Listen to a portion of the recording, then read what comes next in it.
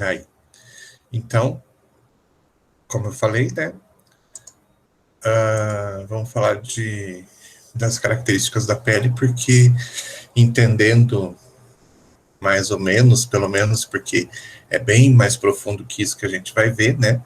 Mas entendendo mais ou menos como é que é o funcionamento, tudo mais, fica mais fácil entender o porquê de alguns produtos utilizados na pele. E a gente vai falar de pele e anexos, né? Outras extensões, vamos dizer assim, da pele. Unha, pelo, cabelo. E daí vocês vão entender essa importância desses produtos, né? E a ação deles. Então, hoje a gente fala deles e lá na frente, quando a gente for falar de shampoo, por exemplo, vocês vão entender um pouco melhor por que da necessidade de um shampoo, por que da necessidade de um condicionador e assim por diante. Tá? Vamos lá. Primeiro vamos falar da composição da pele. Basicamente, a pele se compõe de água. Aí, em média, 70% da composição dela é água.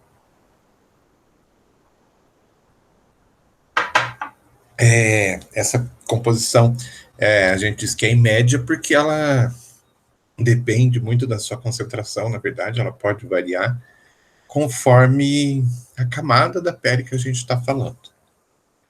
Então, quanto mais superficial, menos água vai ter. Quanto mais profunda, mais água vai ter. Então, como a gente fala de uma média, né, é bem provável que mais lá embaixo, nas camadas mais profundas da pele, a gente tenha uma concentração bem maior do que 70%, porque na concentração das camadas superficiais pode chegar a 20%. Então, né, fazendo a média aí, 70%. Então, dá para se entender que uma boa parte da composição é água. Né? Então, essa água vai, sim, de alguma forma,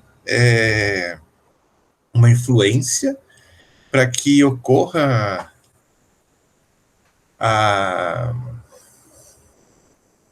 digamos assim, a função dos cosméticos na pele. Então, ela vai ter uma importância fundamental. E, ao mesmo tempo, os cosméticos vão ser bastante importantes para que a pele contenha essa composição, essa porcentagem de água na pele. Então, na verdade, é um usando o outro e um ajudando o outro. Outro tipo de substância que a gente tem também são os sais minerais. Então, a gente tem vários metais e metalóides que fazem parte de algumas reações que acontecem dentro das células, composição, tudo mais, né? Dentro dos metais, a gente pode dizer que tem sódio, ferro, cobre, zinco. Dentro dos metalóides, enxofre, fósforo e iodo. Então, eles estão ali participando de reações, as células são vivas, né? Então, elas estão em movimento todo o tempo para produção de energia e manutenção delas mesmas. E também os metalóides, como enxofre, fósforo, iodo e tal, eles fazem parte, muitas vezes, da própria estrutura, né? Então, você vai encontrar enxofre, muitas vezes, na estrutura de revestimento das células, na estrutura do cabelo e tudo mais. Então, são minerais bastante importantes, porque sem eles também as reações não acontecem, a formação das estruturas não acontece, e a gente teria problemas sem a presença dessas substâncias. A outro tipo de substância que a gente tem e que é essencial são os protídeos, né? Então, são os derivados de proteínas. Em faixa 27,5% dos constituintes totais. Então, 70% mais ou menos de água, mais 27,5% de proteína.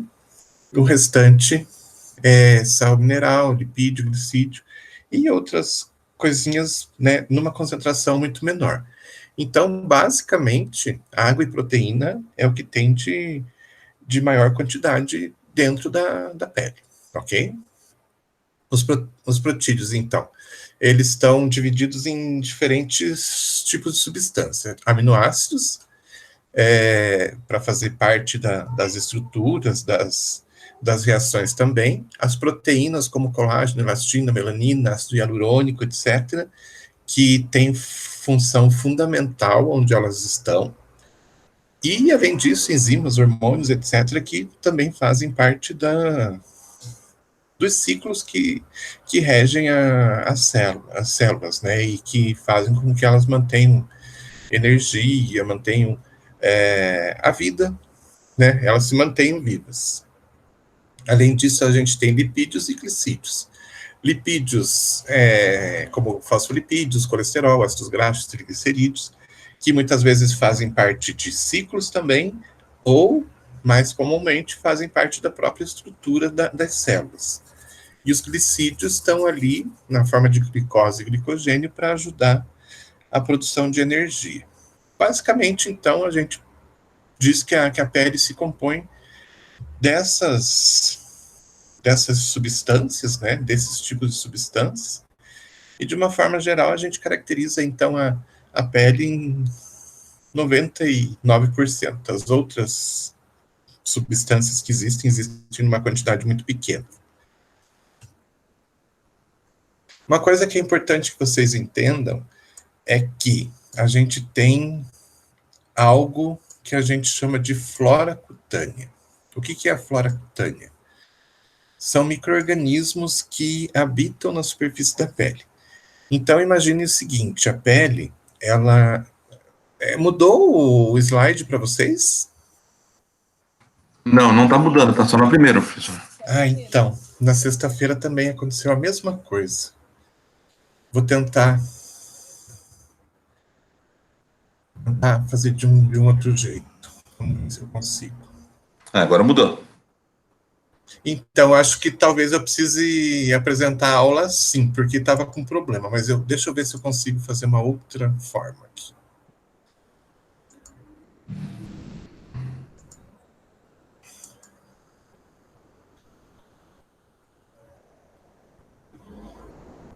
Vamos ver se eu acho.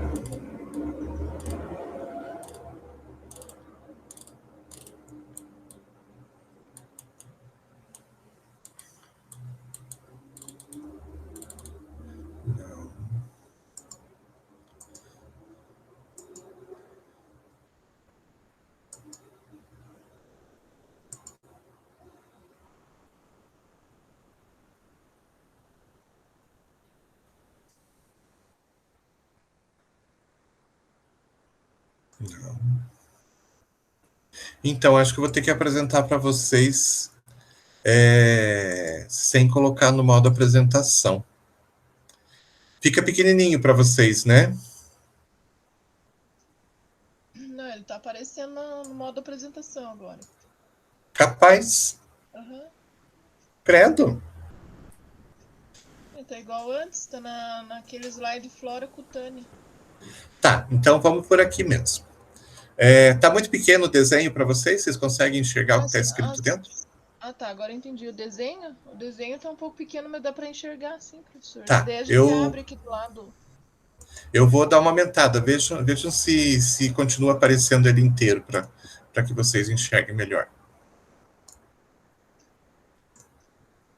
Aparece? Maior? Aí aparece melhor. Tá, beleza, então. Eu faço isso com todos os desenhos que a gente precisar ver. Então, pense o seguinte. Eu tenho aqui a estrutura da nossa pele, a gente já vai ver essas camadas, tudo mais. Pensem aqui na superfície. A superfície, o que é? Nada mais, nada menos do que uma barreira. Tá? Então, na verdade, são células mortas que estão bem unidas uma na outra e que, pelo fato de elas serem mortas, já não tem mais núcleo, já não tem mais citoplasma, já não tem mais função, ela tem, que é função de barreira, mas elas já não vivem mais, elas já não têm atividade. Elas estão aqui na superfície para impedir que os micro-organismos entrem para dentro da pele, cheguem nos vasos tal, e se acabem sendo transportados para o corpo inteiro e tragam uma infecção generalizada. Então, basicamente, a gente tem uma barreira aqui, feita de células mortas. Quando a gente tem esses sistemas, como o folículo piloso, essa barreira continua. Então, essa camada de células, ela desce aqui e reveste todo esse canal. Então, o que acontece? Mesma coisa aqui, a gente tem uma glândula sudorípara aqui, porém ela se fecha sozinha, ela não tem contato direto com as células internas ou os vasos internos, é tudo barreira. Então, se o micro-organismo conseguir, por um acaso, penetrar aqui, ele não vai passar para a parte de dentro. Mesma coisa a glândula sebácea, a gente tem glândula sebácea que joga o sebo direto no folículo piloso, e a gente tem glândula sebácea que joga o sebo diretamente para a superfície da pele. Mas mesmo assim, nada é aberto, vamos dizer assim. Tudo tem barreira para impedir a entrada de micro-organismo.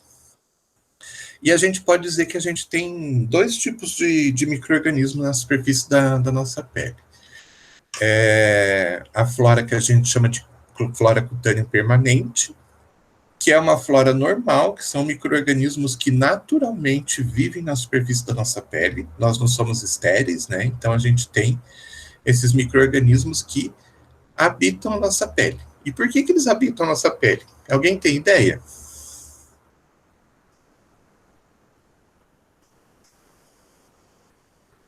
Ninguém arrisca?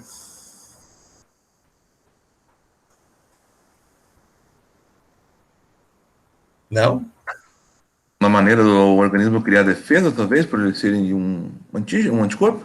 Não. Anticorpo antígeno, alguma coisa assim? Não. Na verdade, esses micro-organismos, eles atuam meio que como lixeiros. Então, imaginem, né, que na nossa pele a gente vai jogar lá pelo poro sudoríparo, a gente vai jogar suor para a superfície. Aqui pela glândula sebácea a gente vai jogar sebo. A gente tem um processo que a gente chama de perspiração, que a gente sempre está jogando líquido para a superfície da pele para manter ela hidratada e numa temperatura estável. E essas células aqui, elas são mortas, né, como eu falei para vocês, só que elas não vivem para sempre ali na superfície, elas vão se soltando, elas vão descamando, porque o que acontece? A gente tem um processo, que a gente já vai ver em seguida, de crescimento contínuo da epiderme.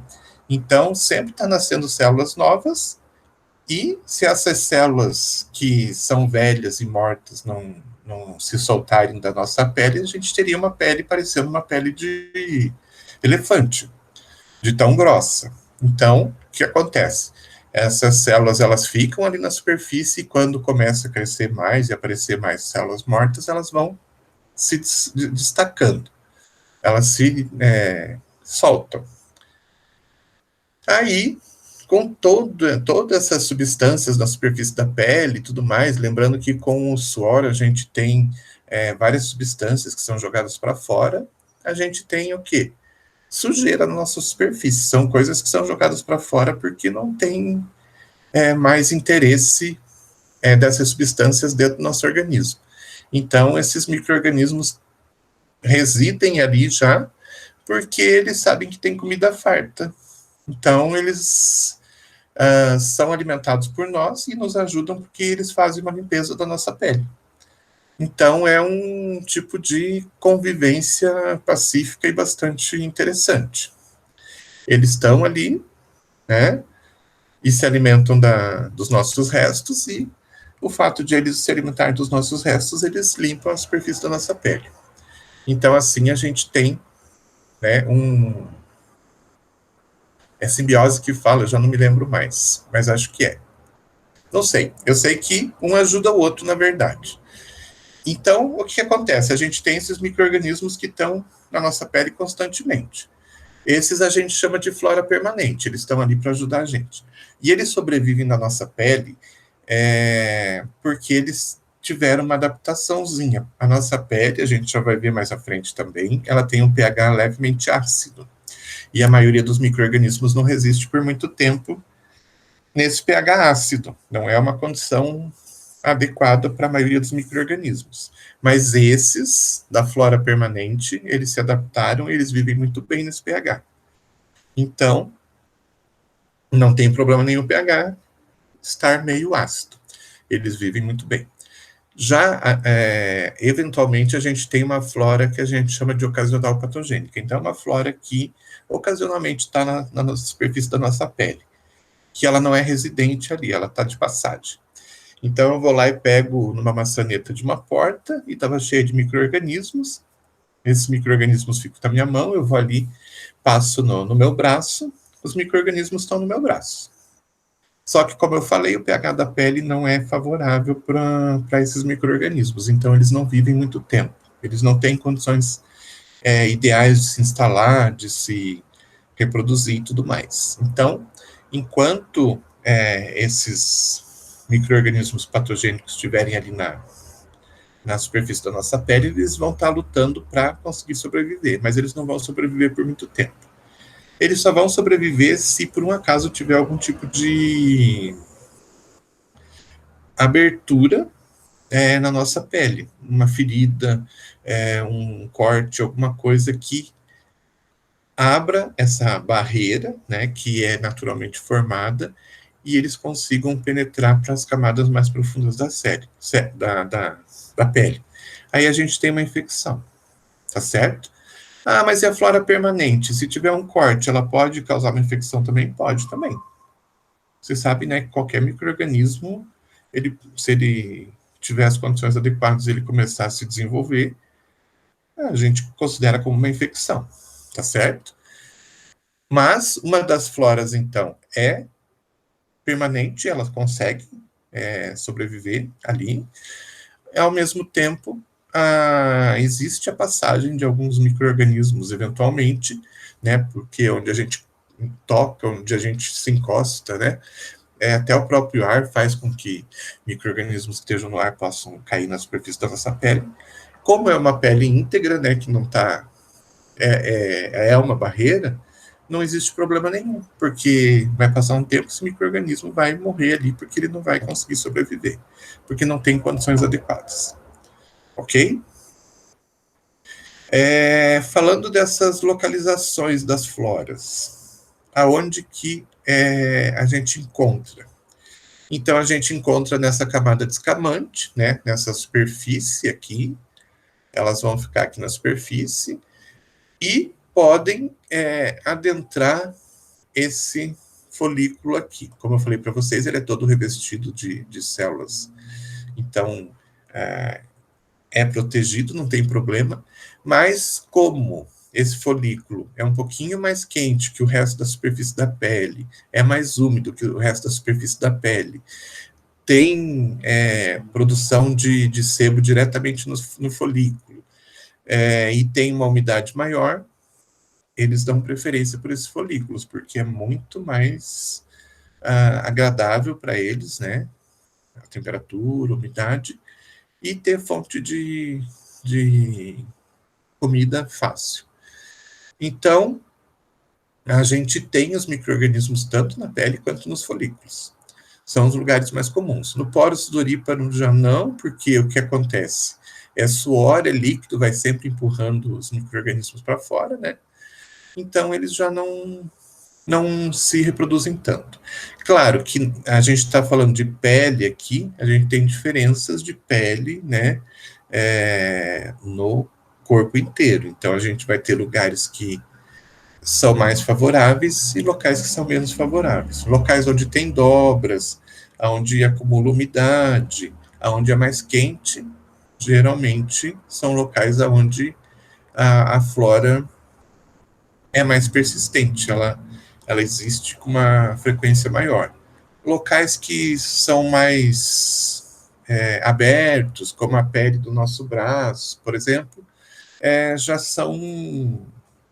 já tem uma residência menor, daí eles preferem ficar dentro dos folículos, porque na superfície mesmo a temperatura já não é muito boa, tem muita variação de temperatura, tem incidência de radiação solar, tem um monte de fatores que não favorecem tanto. Mas eles estão ali presentes de qualquer forma. Ok? Vamos para o próximo.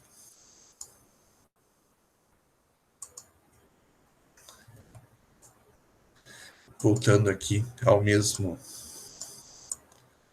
desenho.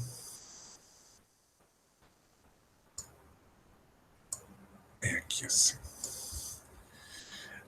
É uma coisa que é bastante importante que vocês entendam é que, então, como eu já comentei, a gente vai ter, né, glândula sudorípara jogando água e substâncias que já não são mais de interesse do organismo, estão jogando para fora. Então, essa água é jogada muitas vezes para melhorar a temperatura da pele, então a gente transpira mais quando a gente está com mais calor, né? Por quê? Porque a gente precisa manter a temperatura. Se a pele começar a aumentar muito a temperatura, a tendência é que a gente jogue cada vez mais água para refrescar a superfície. E daí, com essa água, já se aproveita e se joga algumas substâncias que não são mais de interesse. Então, vocês vão encontrar sais minerais, vão encontrar algumas substâncias dentro desse suor que vão ser jogadas aqui na superfície. Ao mesmo tempo, a gente tem essas glândulas sebáceas que jogam oleosidade aqui para a superfície. Por que ela está dentro do folículo piloso? Só lembrando, a gente tem essas glândulas sebáceas que jogam dentro do folículo piloso, e eu não tenho nenhum desenho aqui, mas tem algumas que jogam diretamente na superfície. Então, por que elas jogam aqui no folículo piloso ou na superfície? Aqui no folículo piloso é para deixar um revestimento de substância oleosa no fio de cabelo ou no pelo, para que ele fique, não resseque tanto, então para que ele fique menos ressecado e fique com um aspecto bonito. E, ao mesmo tempo, essa oleosidade é jogada aqui para cima na superfície da pele, por outro tipo de glândula, né? Então, o que acontece? Lembrem-se lá, quando a gente falou de emulsões na farmacotécnica. Eu tenho água jogada do suor na superfície da pele e eu tenho óleo jogado pela glândula sebácea na superfície da pele. Dentro deste suor que é jogado na superfície da pele, a gente tem agentes que fazem o papel de emulsionante. Então, o que acontece? Água mais óleo mais agente emulsionante, a gente forma na superfície da nossa pele uma película muito fina de um filme que a gente chama de filme hidrolipídico ou filme subcutâneo. Existem várias formas de a gente falar desse filme, eu gosto de falar filme hidrolipídico mesmo, que, na verdade, quando eles estão juntos, em conjunto, eles formam, então, basicamente aquilo que a gente faz lá na prática da farmacotécnica, que é misturar água, óleo e agente emulsionante e obter um creme. Aqui, então, na superfície da pele, a gente acaba obtendo uma emulsão, né? Uma emulsão hidrolipídica, que faz uma função de proteção dessa superfície e hidratação dessa superfície, para evitar que essas células, por mais que elas já estejam mortas e que vão descamar em pouco tempo, se mantenha nessa superfície uma porcentagem de hidratação. Se não tivesse esse filme hidrolipídico, o que ia acontecer? A superfície da nossa pele ia ser super seca, porque não ia ter nessas células água nenhuma dentro delas, então, e nem ligada a elas. Então, a nossa pele seria super seca. Sendo super seca, a tendência de ter rachaduras, de ter rompimentos, seria muito mais fácil de acontecer. Tendo rachaduras e rompimento, a gente exporia as células das camadas mais profundas e deixaria a pele aberta para entrada de micro-organismos. Então, o próprio organismo, né, sabiamente cria esse filme hidrolipídico para manter a pele mais hidratada, menos seca, e quando ela está menos seca, ela está mais maleável, ela fica mais elástica. Então, não tem problema de se romper com facilidade. Uma pele mais seca, ela se rompe mais facilmente, né? Então, é uma forma de proteção também dessa camada, para que essa camada fique íntegra e continue sendo uma barreira de proteção, ok? Então, quando a gente pega um creme e passa na nossa pele, a gente está fazendo uma função, né, que a pele naturalmente já faz. Só que a formação desse filme hidrolipídico, ela é influenciada por vários fatores, e esses fatores podem, né, fazer com que alguns lugares tenham menos hidratação, mais hidratação, às vezes favorecendo o rompimento da pele em alguns pontos. Por exemplo, tem gente que vai envelhecendo, é um dos itens, né, que é um dos fatores, e as mãos e os pés começam a ficar ressecados. Tem gente que fica com o pé tão ressecado que a pessoa começa a reclamar que o pé começa a formar rachaduras, começa a rachar e tudo mais. Se essas rachaduras são muito profundas, que ocorrem até sangramento, isso é um fator de abertura dessa barreira, né? Então, essa barreira está rompida e ali tem possibilidade de entrar micro-organismos. Então, para evitar isso, a gente artificialmente faz aquilo que o corpo naturalmente faz, mas que com o passar do tempo, muitas vezes ele vai fazendo numa velocidade menor. Então, quando a gente utiliza um creme, a gente está simplesmente repondo aquele filme hidrolipídico que a gente tem na superfície da pele. Ok? Faz sentido por enquanto, né? Então, faz todo sentido, na verdade. Eu não sei como que as pessoas descobriram isso, né? Mas eu sei que descobriram e que realmente foi uma coisa bastante interessante, né? Porque bom, eu já vou falar desses fatores, mas tem esses fatores que fazem com que alguns pontos fiquem mais vulneráveis com o passar do tempo, né? Então, para evitar que a gente tenha problemas, a utilização de um creme, de uma loção, de uma emulsão, na verdade, né? Substituindo aquela que o corpo já não está produzindo com tanta facilidade ou com tanta rapidez, faz com que a gente continue protegendo a nossa pele, tá? Lembrando que, então, existem substâncias dentro do suor, como ureia, ácido lático, ácido pirrolidônico, entre outros, que são substâncias que vão ajudar a fazer essa emulsão. São eles os agentes emulsionantes. E pelo fato de terem ali ácido lático, ácido pirrolidônico, etc., eles trazem, né, pelo fato de eles serem ácidos, eles trazem um pH um pouquinho mais ácido para esse filme hidrolipídico que é produzido. Então, aí, né, que entra a questão dos micro-organismos que se adaptam a esse pH e conseguem sobreviver e vivem naturalmente ali na superfície da pele, e aqueles outros que não se adaptam a esse pH. Então, está tudo muito ligado, tudo muito uma coisa dependendo da outra. Essas substâncias, que são as substâncias que fazem a emulsão, no final das contas, a gente chama de fator de hidratação natural, ou NMF. Antigamente era muito comum a gente ver propagandas, inclusive, de alguns cremes que falavam com NMF. Aí você olhava aquilo e disse, nossa, tem NMF, que legal. A gente não sabia nem o que era, né? Mas utilizavam muito essa expressão do NMF. São as substâncias que vão auxiliar realmente a manter, né, esse filme hidrolipídico e, por consequência, manter a hidratação da pele. Então, quando a gente utiliza hoje um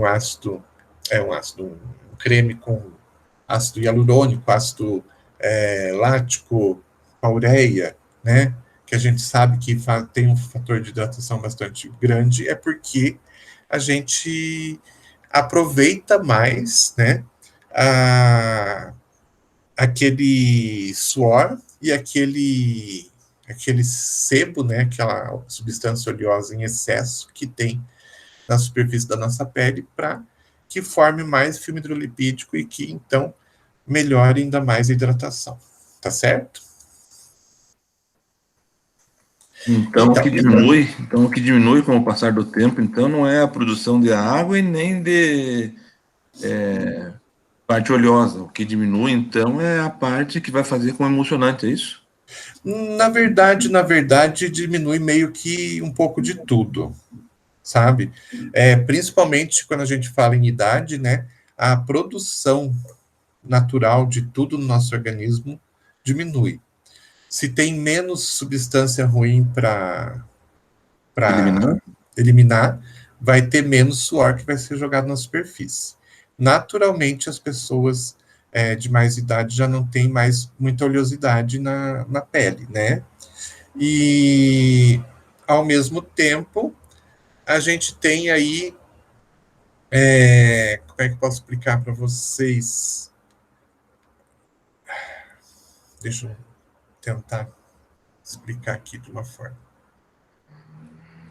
Bom, não tendo tanta substância, né? Já produz menos resíduo. Não vai ter tanto suor. Não tem tanta oleosidade, não vai ter tanto óleo na superfície. Então, naturalmente, acaba por diminuir a formação do filme hidrolipídico, tá? Tanto que a gente percebe claramente, né, que as pessoas vão envelhecendo, elas vão ficando com a pele mais ressecada, né? E quanto mais ressecada a pele, mais as rugas aparecem. Então, as rugas são, no final das contas, um resultado do ressecamento da pele, certo? Então, se você, como uma pessoa de mais idade, se cuida mais e se hidrata mais, tomando bastante líquido e utilizando algum produto na superfície da pele, você vai adiar esse envelhecimento, porque a pele vai continuar, né, ou a tendência, né, você utilizando um creme, alguma coisa, a tendência é que você mantenha ela mais tempo hidratada, então não tem esse secamento tão grande. Mas a tendência é essa. E outra coisa, vocês já devem ter percebido que os velhinhos têm mais frio, né? Então, se tá no maior calor, você vê lá um velhinho e tá de casaco. Isso é uma tendência também natural da idade, e o fato de eles terem mais frio faz com que eles não transpirem tanto também. Então, é outra coisa que acontece, né? Não transpirando tanto, não tem tanto líquido, não tem tanta água na superfície da pele, e assim por diante. Uma coisa está bem ligada à outra. Tá certo? Que mais que pode... Já falei da idade, né? Que mais que pode fazer com que ocorra essa variação do filme hidrolipídico e que a gente tenha, então, uma tendência maior para o ressecamento da pele? A idade, então, é o primeiro, né? Lembrando que vocês já pegaram criancinha novinha, recém-nascida no colo, né? Você pega, ela é toda macia, ela é toda... A gente percebe que a pele dela é super hidratada, de qualquer criança, né? Por quê? Porque lá no começo, a hidratação da pele é extremamente alta. Aí vai passando o tempo, a criança vai crescendo e a tendência é que ela entre num grau de estabilidade. Então, fica lá estável num certo grau de hidratação. Quando, então, inicialmente bem hidratada, daí vai, né, ficando mais estável, menos hidratada, mas bastante hidratada ainda. Aí chega lá dos 15 anos, na adolescência, pode ocorrer um aumento. Por quê? Porque a gente tem toda a produção hormonal que faz com que muitas vezes a gente acabe jogando muita oleosidade para a superfície da pele. E esse excesso de oleosidade acaba fazendo com que a gente tenha, né, mesmo que de forma não legal, assim, o excesso de oleosidade acaba também fazendo uma retenção da água dentro do nosso organismo, como se formasse claro, forma o filme hidrolipídico, porque o adolescente tem água também, que ele vai jogar para a superfície, vai ter a formação dessa emulsão, vai formar o filme hidrolipídico, porém a gente tem mais uma coisa que está ligado com excesso de oleosidade. Excesso de oleosidade faz um tipo de película na superfície da pele que impede que a nossa pele perca água pela perspiração, ou perde numa quantidade menor. Isso, então, faz com que a água vá até a superfície, mas essa película não deixe que ela evapore. E essa água volta para o nosso organismo. Dessa forma, a gente tem a pele mais hidratada também. E daí, depois dos 24 anos, a gente começa o processo de envelhecimento, né? Então, a tendência é que a produção, principalmente da oleosidade, comece a diminuir. Com isso, a gente tem a diminuição da produção do filme hidrolipídico. Claro que não é uma coisa assim bem lenta e bem gradual. Porém, a gente percebe com o passar dos anos que a formação desse filme hidrolipídico passa a ser mais lenta.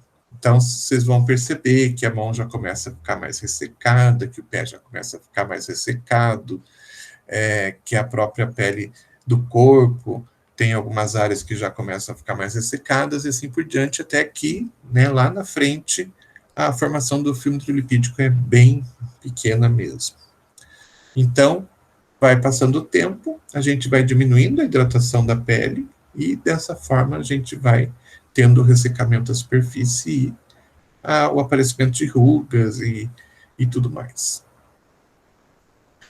Regiões do corpo também, a gente não tem uma uniformidade, né, no corpo todo desse filme hidrolipídico, então a gente tem partes do corpo que tem mais filme hidrolipídico e tem partes que tem menos. Onde a gente tem mais lipídios, a gente vai ter, então, a formação de mais filme hidrolipídico. E aonde que a gente tem mais oleosidade? No rosto e no tórax. Então, essa região aqui da frente é a região que mais a gente tem o filme hidrolipídico. Porém, ao mesmo tempo, a gente tem o excesso de oleosidade. Ou, pelo menos, né, em muitos casos, o excesso de oleosidade. E outra coisa que não está colocado aqui, que é bastante importante, é a questão da pele em si. Então, não sei se vocês já perceberam, mas quanto mais branca for a pele, maior a tendência de a pessoa criar rugas. Quanto mais escura a pele, maior a tendência de a pele continuar intacta, digamos assim.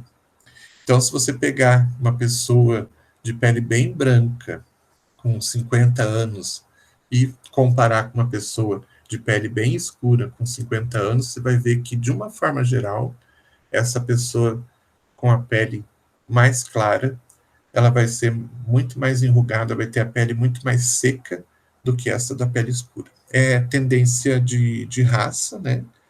Que as pessoas, quanto mais clara for a pele, menos filme hidrolipídico elas produzem, porque elas não produzem tanto lipídio assim, e, por consequência, a pele não fica tão protegida e elas, então, mais rapidamente têm tendência a mostrar sinais de envelhecimento, formação de ruga, né? A pele fica mais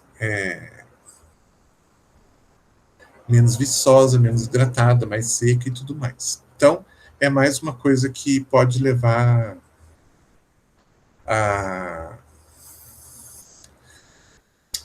formação de rugas, né? A não formação de tanto filme hidrolipídico. E a gente tem alguns casos, eu acho que eu já cheguei a mostrar para vocês, como de doenças, né, que existe a falta de produção de um dos componentes do filme hidrolipídico, e tem pessoas que não produzem. Eu já comentei com vocês da ictiose, ou não? Você comentou, me desculpe, mas eu não lembro.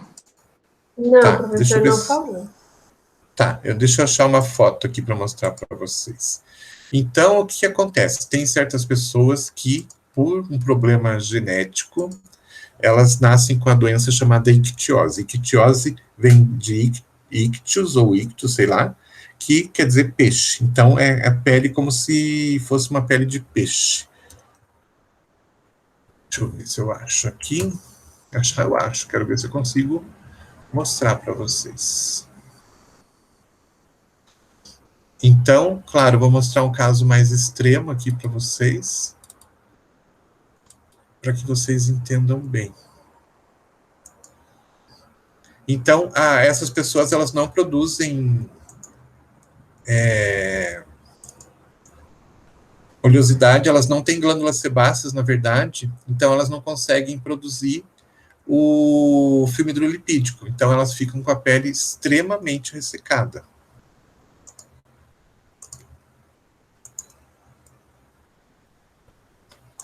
Aqui, vocês estão vendo a foto?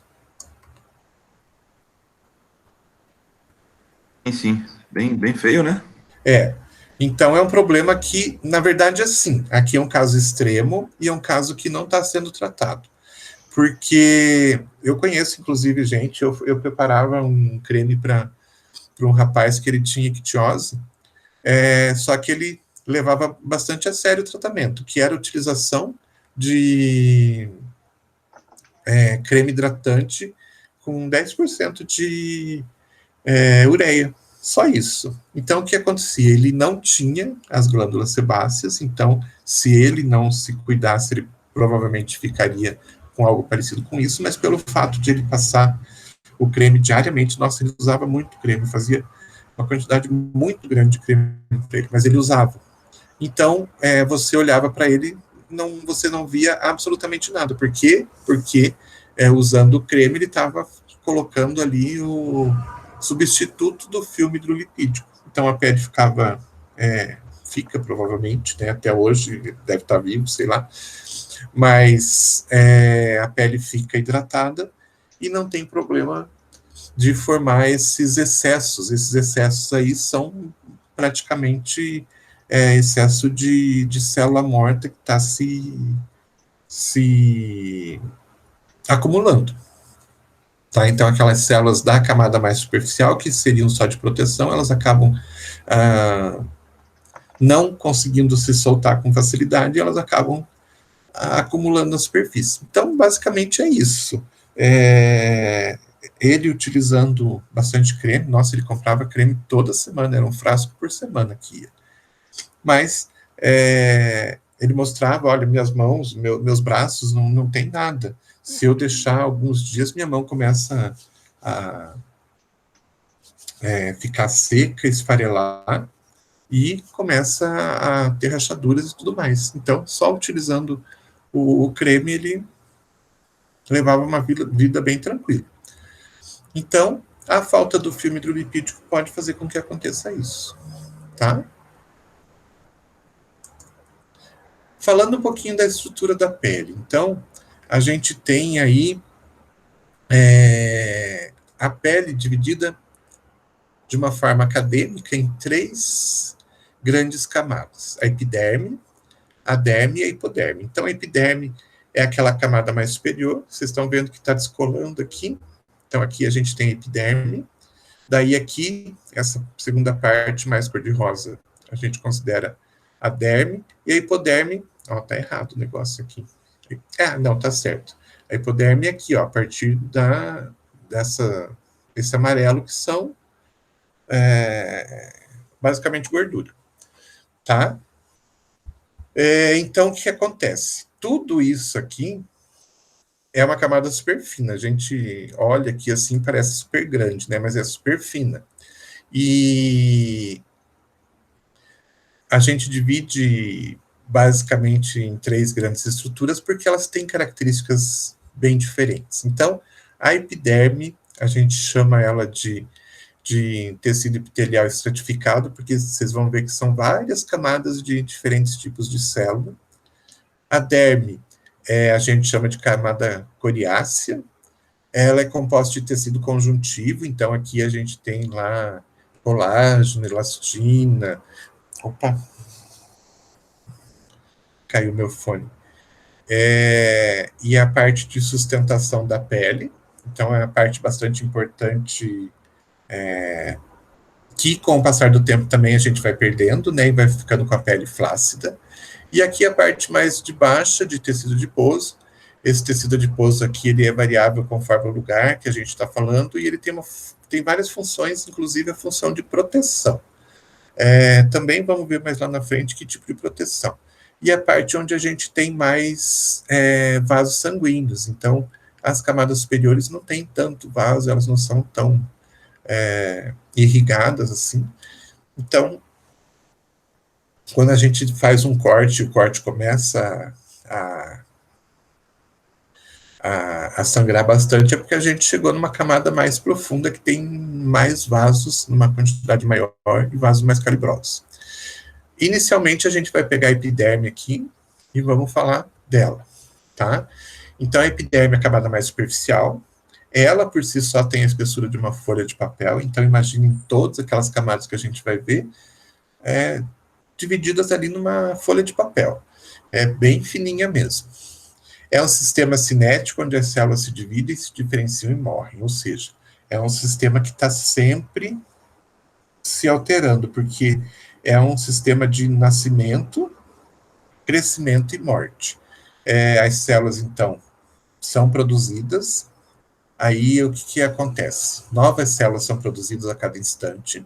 Elas vão crescendo, vão amadurecendo, fazendo o seu papel, e quando elas começam a perder o seu papel, elas começam a se modificar. Todas as suas estruturas são utilizadas pelo próprio organismo, e até que chega no momento que elas já estão velhas, elas morrem e vão lá para a superfície fazer parte daquela camada de proteção lá na superfície. Então, basicamente é isso, é um sistema que se regenera. Dizem que se a gente pegar e marcar algumas células que acabaram de nascer ali na nossa epiderme, daqui a 3 meses ela já não está mais lá, porque ela já fez seu trabalho, já morreu e já foi eliminada.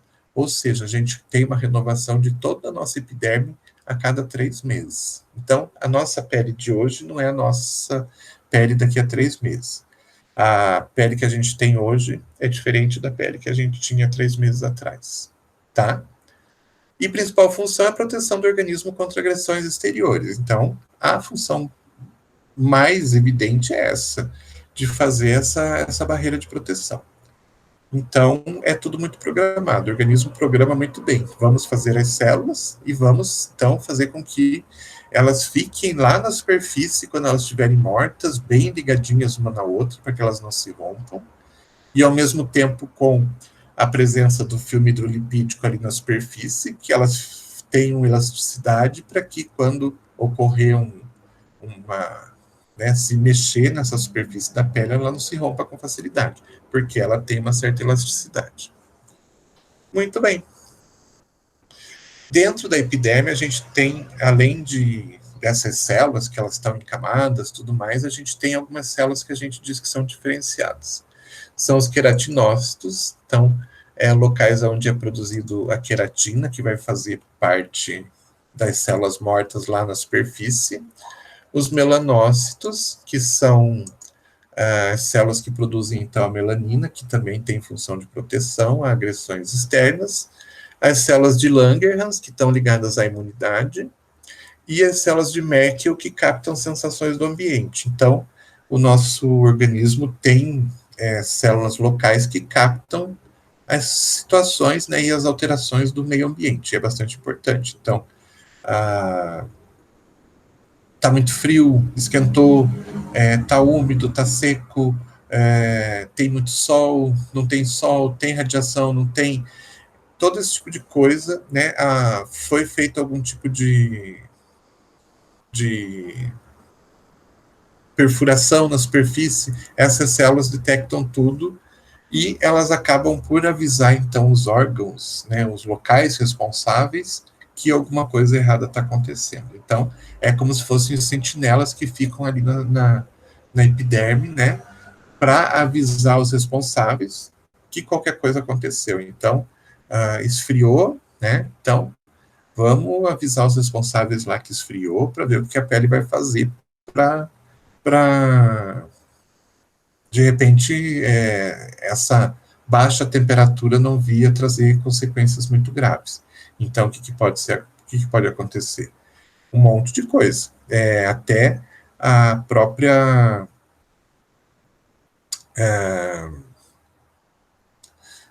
o aumento do calibre dos vasos que estão mais lá embaixo, para que o sangue circule mais ali e acabe pelo fato de o sangue ser quente, então esquentar mais o local. Então, são várias coisas que podem ser de responsabilidade dessas células. Agora, a gente vai pegar, então, a epiderme, então, essa pequena camada, vai aumentar ela para que vocês entendam as diferentes camadas que a gente tem. Então, aqui ela aumentada, dá para perceber que as células, né, porque elas nascem aqui embaixo, certo? Então, elas são formadas aqui embaixo. E elas vão sendo empurradas para cima porque outras estão nascendo em seguida. Então, essa célula, por exemplo, está aqui. Deixa eu aumentar um pouquinho. Ela está aqui, acabou de nascer, mas daqui a pouco vai vir outra ali embaixo dela que vai começar a nascer e vai começar a empurrar ela para cima. Isso acontece com todas. Então, elas vão sendo empurradas para cima e elas vão mudando as suas características. Então, essa célula aqui ela vai ser empurrada, vai virar uma célula diferenciada aqui, que dali a pouco ela vai ser empurrada, vai mudar suas características mais um pouco, daqui a pouco ela vai ser empurrada de novo, daqui a pouco ela vai ser empurrada de novo, daqui a pouco ela vai estar aqui na superfície e ela vai ser empurrada para fora. Tipo assim, acabou sua vida, nós não queremos mais você aqui. Tchau. Né? Então, de acordo com a passagem do tempo, e que elas vão envelhecendo, elas vão mudando essas características, e daí a gente acaba chamando elas de outros nomes. Então, dá para dizer que a célula que nasceu, a gente chama ela de célula da camada córnea. Córnea, basal. Que está lá na base, né? Daí ela é empurrada um pouco para cima, ela muda as características, então a gente diz que ela está fazendo parte da camada espinhosa. Mais um pouco de tempo, ela muda de novo as características, passa a fazer parte da camada granulosa. Mais um pouco, fica mais velha, é empurrada mais para cima, perde um pouco suas características, é chamada de lúcida, e finalmente ela é chamada de córnea quando ela está praticamente morta, e só está ali em cima mesmo para fazer a proteção e logo ser mandada embora. Ok? Fica claro que são as mesmas células que se diferenciam e que acabam tendo um outro nome porque elas se diferenciaram, mas são as mesmas, elas só estão envelhecendo? Sim, deu para entender isso daí. Uhum. Beleza. Isso aí ele tem um tempo médio, mais ou menos, de todo esse processo? Não sei dizer exatamente. Como eu te falei, né, existe uma renovação completa em 3 meses. Eu não sei se exatamente 3 meses é o tempo que leva desde o nascimento até essa célula morta descamar. Mas, em média, isso acontece assim, né? Então, quando a gente fala assim, é que tudo se renovou nesse período. Eu não sei exatamente dizer quanto tempo leva exatamente para que ocorra desde o nascimento até a morte e a liberação dessa célula. Mas eu acredito que deva estar dentro mais ou menos desse período. Até porque vai variar de organismo para organismo, Sim, região até de local. Sim, local até de local. Exatamente. Por exemplo, tem locais que, por exemplo, né, um lugar que a gente tem uma camada córnea super grande, né, principalmente quem anda descalço é o pé, né? Não que todo mundo tenha aquele cascão no pé, mas quem anda mais descalço tem a tendência a ter uma camada córnea mais grossa. Então, provavelmente, nesses locais, o número de camadas, né, de estratos da camada córnea deve ser muito maior, bem maior, então provavelmente o tempo para que essas células sejam descartadas deve demorar um pouco mais. Por isso, porque provavelmente até ela atravessar todos aqueles estratos que tem ali, vai mais tempo do que da pele da mão, por exemplo, que é uma pele bem mais fina, ou da pele do rosto.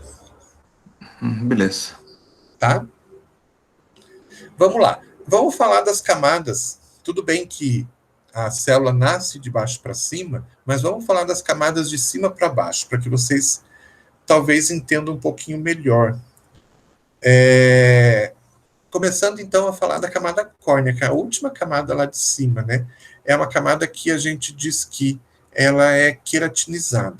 Por quê? Porque ocorre a morte dela. Então, ela já está morta, ela não está mais viva.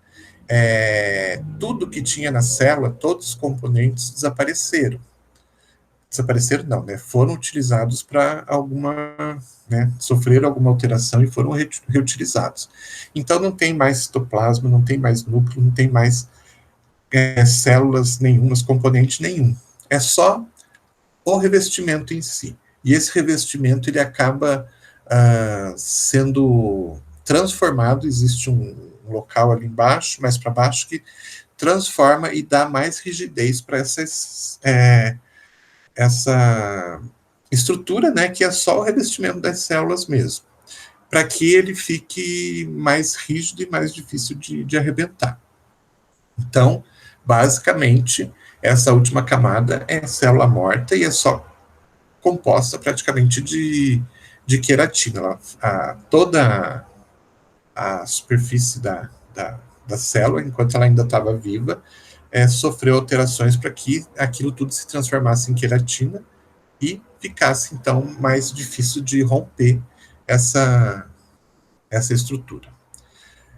Já não tem mais nada, já não tem mais núcleo, já não tem mais absolutamente nada, e tem uma quantidade muito pequena de água, porque basicamente toda a água que estava no citoplasma, né, foi se perdendo e ficou muito pouco ali no meio desse revestimento das células. Pelo fato de ela ser formada de queratina, a queratina não tem uma afinidade com a água, então essa camada acaba sendo uma camada que repele a água, não tem afinidade direta com a água, né? Então queratina com água não se ligam, e então a água não consegue penetrar por essa camada córnea. Para que a gente consiga manter água na superfície, a gente vai precisar do NMF, o fator de hidratação natural. Então, esse fator de hidratação natural, junto com a água que está ali, junto com o óleo que está ali, formam o filme hidrolipídico e ele forma uma película na superfície, para evitar que essa célula resseque demais. E aconteça aquilo que vocês viram na foto. Então, dessa forma, a gente tem, em cima dessa camada córnea ainda, uma pequena película de filme hidrolipídico, ok? Porque as células da camada córnea, que são feitas de queratina, elas não conseguem se hidratar, né? Tipo, só entrando em contato com a água, certo? Que mais? A parte inferior é constituída por células fortemente unidas, porque a gente tem, na verdade, não duas camadas como estão colocadas aqui, isso aqui é só uma representação, mas são várias camadas e que podem, né, variar conforme o local. E as camadas mais de baixo, elas são as mais unidas, porque as de cima, elas já estão se preparando para se desprender e para serem jogadas fora. Então, as camadas que são mais unidas, né, e que fazem o papel de proteção, são as que estão mais embaixo. Indo para a camada lúcida, que é a camada de baixo, né, então ela ainda está viva, ela ainda tem resquícios lá do citoplasma, tem resquícios do núcleo, e ela tem uma substância que foi formada chamada de eleidina. e essa eleidina dá um tom translúcido da pele. Por quê? Porque a camada córnea é transparente. Apesar de ela ser formada de queratina e tudo mais, ela é transparente. Se não tivesse essa eleidina na camada lúcida, o que ia acontecer? Viria uma radiação solar, atravessaria todas essas camadas aqui e chegaria aqui na camada lá de baixo, onde as células acabaram de nascer, e essa radiação poderia, de alguma forma, atacar o DNA, o RNA, não sei, das células e fazer com que ocorressem alterações na produção dessas células. Então, fazer com que as células produzidas fossem células geneticamente modificadas, digamos assim. Então, células tumorais, tá? Então, o que acontece? Esse citoplasma que está em transformação aqui, ele acaba se utilizando de certas substâncias, tal, e forma uma substância chamada eleidina. Essa eleidina, ela tem um tom translúcido, então ela permite que ocorra a incidência de radiação, ela passa direto pela camada córnea. Aqui, ela vai fazer o papel de um vidro jateado. Então, ela vai deixar passar um pouco da luminosidade, pode ser pouco, que venha até chegar a camadas mais profundas, mas que não vai ser prejudicial. Então, ela faz uma forma de barreira contra a luz. Ok? Basicamente, essa é a função dela, fazer essa barreira. E essa barreira está ligada com a produção dessa eleidina. Mais abaixo, a gente vai ter a chamada camada granulosa. Então, ela está abaixo dessa luz daqui. Ela é responsável pela formação de filagrina, que é uma proteína que aumenta a resistência da queratina e que se decompõe em aminoácidos formadores do NMF. Ou seja, essa filagrina, ela vai ajudar já a fazer com que essas células aqui fiquem mais resistentes, né? Então, fazendo com que a queratina formada fique mais resistente, e, ao mesmo tempo, quando ela não é mais utilizada, ela vai se transformar em substâncias que vão fazer parte do NMF. Aquelas substâncias como a ureia, o ácido lático, etc. A camada anterior é chamada de camada espinhosa. Ela é a maior, não é uma camada só, são várias camadas, é a maior número de camadas de estratos, né, que a gente tem. Então, estão na camada espinhosa, porque onde as células estão fazendo o seu trabalho mesmo. As células já não são jovens e ainda não são maduras. São as células que estão na sua atividade total.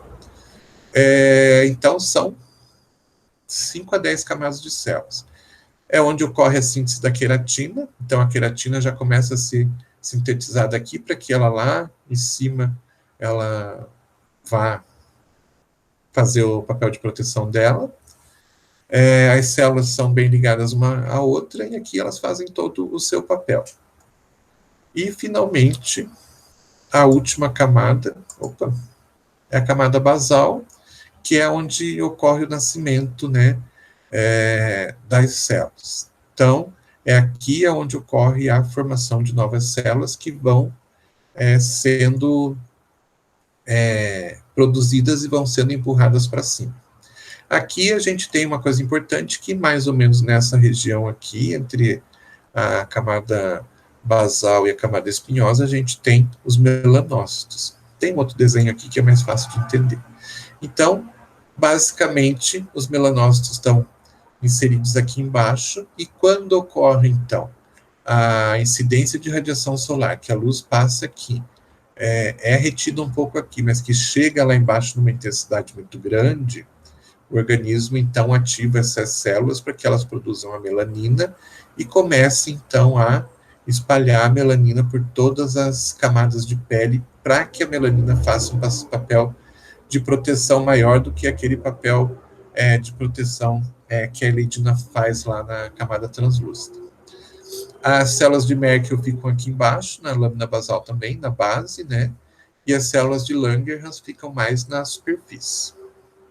Ok? Derme a gente fala na semana que vem, então. Tudo bem? Daí a gente vai falar dessa camada mais abaixo da epiderme, que tem lá suas funções também. Dúvidas, perguntas, colocações? Por enquanto, tudo sob controle, acho. Tá. Obrigada, professor. De nada, imagina. Então, até a semana que vem, tá? Fiquem bastante tranquilos em casa essa semana, né? Por favor. Só que não, né? Trabalhar. Pois é, o pior é isso, né? O pior é isso, não tem como fugir, né? Não quer ser meu patrão, não? Não quer ser meu patrão? Tá, Montar a farmácia aqui já dá, tem 7. Mas assim, então vou mudar minha frase. Trabalhem e depois do trabalho não vão para balada. Fechou. Já faz tempo. Tá bom? Eu já tô em quarentena há 40 anos, quase. Vixe Maria. Eu tô em regime semi-aberto. Semi-aberto. É semi-aberto. Eu trabalho durante o dia, à noite eu tenho que voltar para a prisão para dormir. Só não usamos tornozeleira eletrônica, né? O pior é que todo mundo tá nesse regime, né? Se for pensar bem. Esses dias eu tava sem aliança em casa, minha mulher falou assim, o que você faz sem aliança dentro de casa? O presidiário da tornozeleira dentro da prisão? É a tornozeleira. É a tornozeleira. Não deixa de ser. Boa semana pra vocês. É isso aí, vamos lá então. Um abraço para todos aí, até a boa semana. Valeu pela aula, professor. Obrigado. Nada, imagina. Tchau, tchau. Até.